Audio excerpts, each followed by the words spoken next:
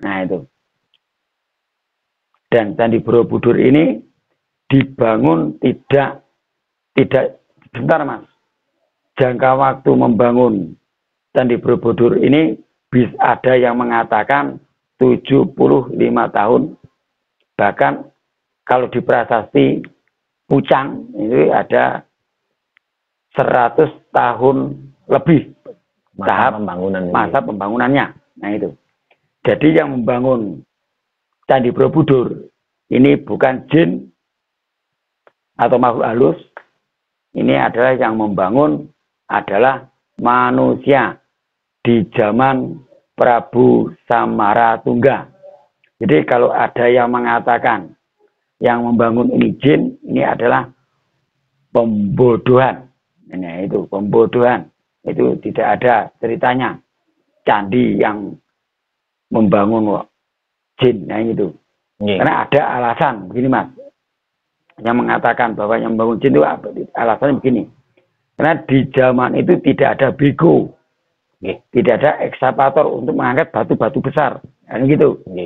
Karena batunya juga tidak besar, karena di tempat atau di sungai di daerah Jogja waktu itu atau di daerah sungai di bawah kaki Gunung Merapi sudah dibentuk. Jadi bisa diangkat dengan manusia, tidak usah dengan bego, dengan alat. Zaman dulu, orang-orang zaman dulu lain dengan orang sekarang. Kalau sekarang mengandalkan alat, kan begitu. Nah, orang dulu sakti-sakti.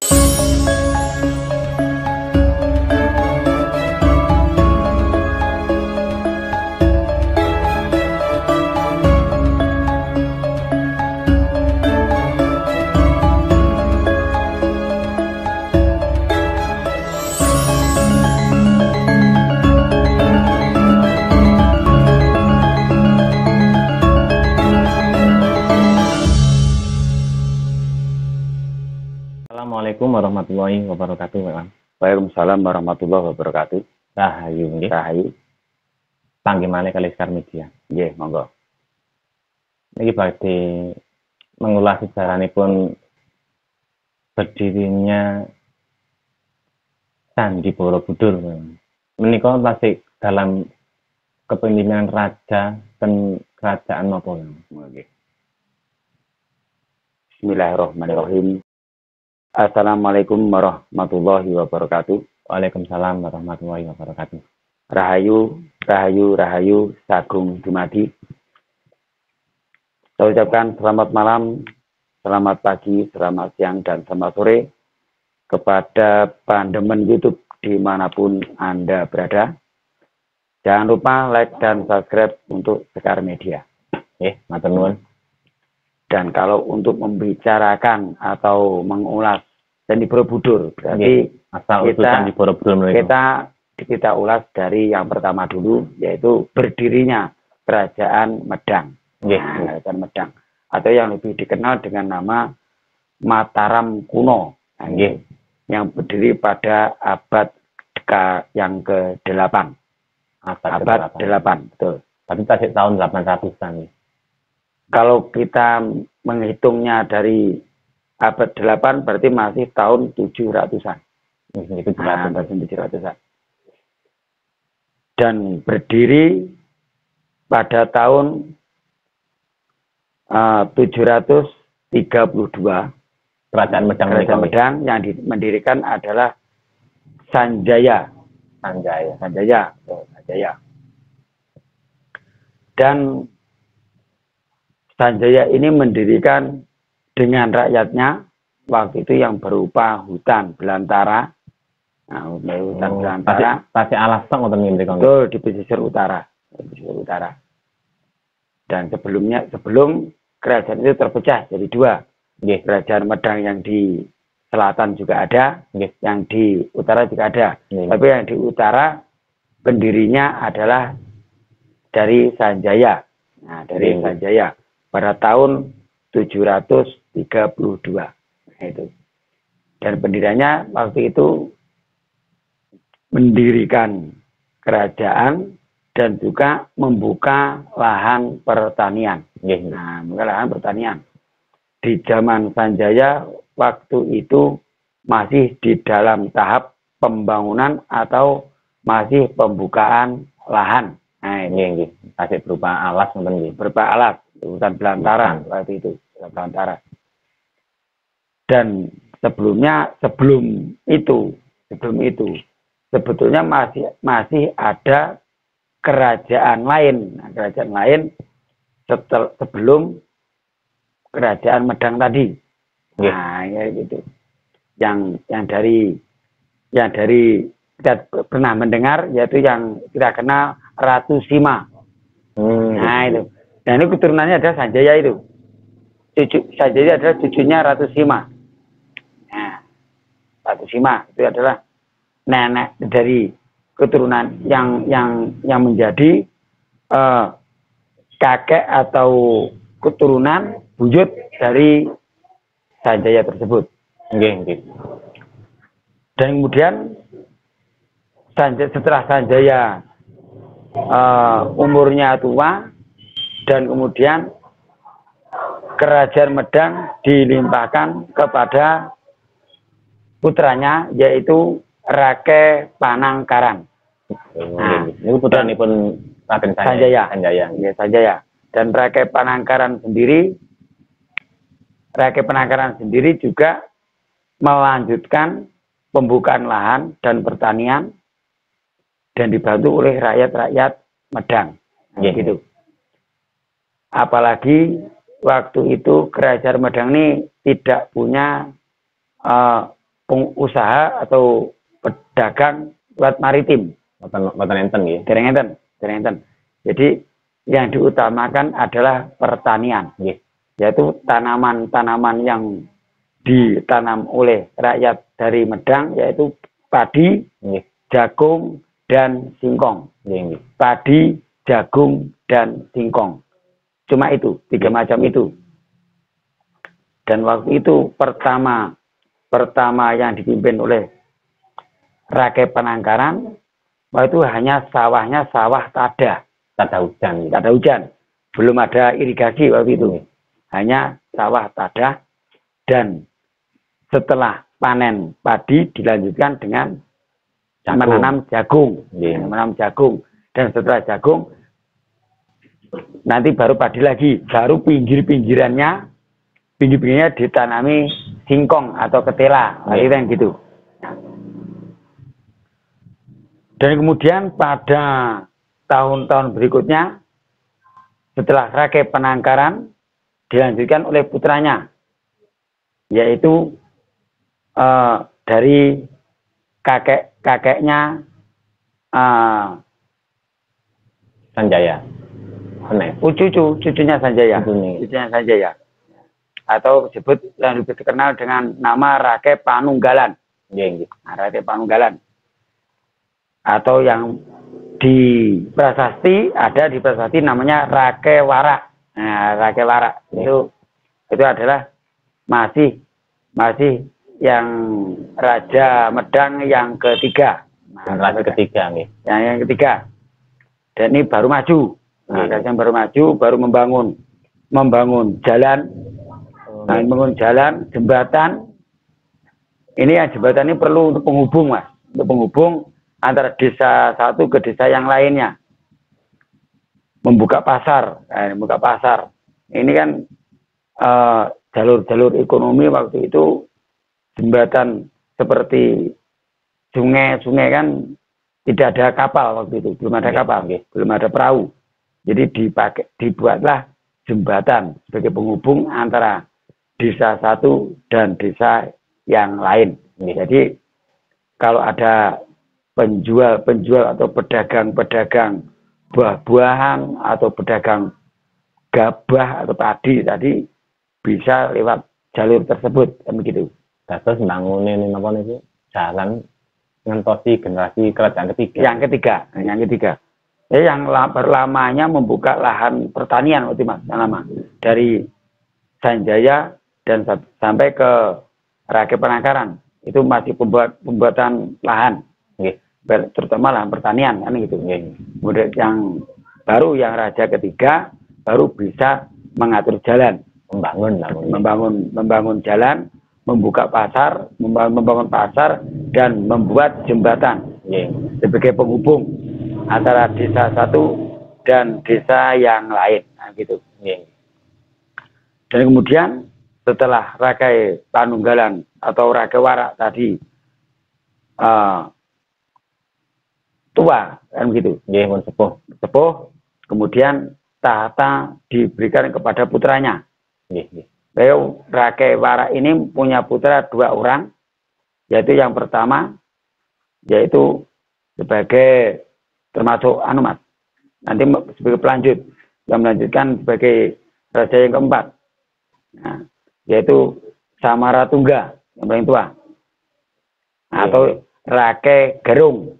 Nah, Rakai Gerung ini kemudian menjadi raja dan bergelar Prabu Samaratungga. Terus ini generasi keempat nih. Raja keempat, yaitu raja yang keempat. Dan kemudian setelah itu adiknya tidak menjadi raja, yang bernama Bala Putra Dewa. Nah, Bala Putra Dewa ini tidak bisa jadi raja. Nah, ini ku setri. Bala Putra Dewa ini laki-laki, Mas. Terus kali ini ku saya laki-laki. Laki-laki, kali itu laki-laki. Kan nantinya Bala Putra Dewa menjadi raja di Sriwijaya. Nah, gitu. Tapi pemberontakan dulu. Nanti pemberontakannya dilakukan oleh Bala Putra Dewa ini di zaman Raja Rakai Pikatan. Nah, itu. Jadi raja yang kelima. Dan putranya pun Samaratungga. Betul. Nah, itu. Dan kemudian di zaman Samaratungga atau Prabu Samaratungga ini mendirikan Candi Borobudur. Karena Samaratungga ini ahlinya pembuat candi di atas bukit. Nah, itu. Terus pembuatan ini Candi Borobudur generasi keraja kelima gitu. Betul. Kerajaan Medang. Nah, kerajaan Medang. Dan kemudian sebelum membangun candi tersebut harus memotong yang namanya bukit. Nah, yang memotong bukit. Bukit ini dipotong dan dihilangi ujung, bahkan separuh lebih. Dicangkul, waktu itu kan begitu, Mas. Karena rakyatnya yang bisa bergotong royong, banyak rakyatnya waktu itu. Tanpa bayaran nih, Bang. Tanpa bayaran. Hanya giliran gitu. Misalnya kelurahan, kalau sekarang begini ya. Jadi satu kelurahan sana bantu. Terus besoknya giliran kelurahan sana bantu, kan begitu. Untuk motong bukit tersebut. Diratakan. Betul. Nah, terus setelah rata baru didirikan Candi Borobudur. Nah, itu. Dan Candi Borobudur ini dibangun tidak sebentar, Mas. Jangka waktu membangun Candi Borobudur ini ada yang mengatakan 75 tahun. Bahkan kalau di prasasti Pucang itu ada 100 tahun lebih masa pembangunannya. Nah, itu. Jadi yang membangun Candi Borobudur ini bukan jin atau makhluk halus. Ini adalah yang membangun adalah manusia di zaman Prabu Samaratungga. Jadi kalau ada yang mengatakan yang membangun ini jin, ini adalah pembodohan. Ini itu pembodohan. Itu tidak ada ceritanya candi yang membangun jin, nah itu. Karena ada alasan begini, Mas. Yang mengatakan bahwa yang membangun jin itu alasannya begini. Karena di zaman itu tidak ada bego. Tidak ada ekskavator untuk mengangkat batu-batu besar. Kan gitu. Karena batunya juga tidak besar. Karena di tempat atau di sungai di daerah Jogja waktu itu, atau di daerah sungai di bawah kaki Gunung Merapi sudah dibentuk. Jadi bisa diangkat dengan manusia, tidak usah dengan bego, dengan alat. Zaman dulu, orang-orang zaman dulu lain dengan orang sekarang. Kalau sekarang mengandalkan alat, kan begitu. Nah, orang dulu sakti gitu. Dan juga ada yang mengatakan sekarang ini ada yang mengatakan kalau Candi Borobudur ini peninggalan sebelum ada manusia. Nah begitu, ini ada Mas. Nanti kita lihat sama-sama, kan gitu. Ada yang mengatakan begitu ada. Tapi sebetulnya yang membangun juga manusia, pembuatan manusia, leluhur kita, nenek moyang kita, yang dibangun pada tahun 750. 750 dan selesai tahun 850, 100 tahun kan. Nah itu. Jadi kalau sekarang misalnya kita untuk melihat, nah kalau kita untuk melihat ke sana, itu kan kita wajar, karena itu peninggalan untuk kita, yang harus kita rawat, begitu. Terus Candi Borobudur ini karya seni manusia. Ya? Karya seni manusia, karena ada ukirannya dan ada tahun pembuatannya, ada di sana, ada prasastinya juga ada. Terus buatan karyanya jin. Ya? Bukan karyanya jin. Kalau yang bilang bahwa Borobudur karyanya jin, berarti tidak pernah ke sana, tidak pernah melihat ukiran dan tidak melihat tulisan-tulisan yang ada di sana. Prasasti mereka. Betul. Ada prasastinya di sana dan ada tahun pembuatannya yang itu. Jadi yang bilang begitu silakan main ke Borobudur, tidak usah naik, nah tulisannya ada di bawah, ada di dasar. Nah itu di dasar ada tulisannya, ada tahun pembuatannya dengan bahasa Jawa kuno. Tinggal dia bisa membaca apa enggak, kan begitu. Sanskerta, bahasa Sanskerta. Kalau bisa membaca silakan, kalau tidak bisa membaca tanya sama yang bisa, pasti ada yang nuntun kan begitu. Pasti ada pemandunya. Nah itu. Terus apalagi mengerti, nah itu sama pelajar-pelajar mahasiswa mereka umpami Candi Borobudur mereka sanes pembuatannya jin. Ya gini Mas, kalau untuk sekarang mungkin untuk ke sana itu anak-anak pelajar baik SMP atau SMA itu untuk ke sana mungkin berpikir 2 kali. Yang diutamakan anak-anak ini kan melihat, bukan cuma melihat badannya saja, tapi naik ke atas. Nah, tapi kalau anak-anak ini melihat atau melihat harga tiketnya untuk naik ke atas itu yang seperti itu hampir 1 juta, 750, itu mungkin anak-anak kasihan Mas.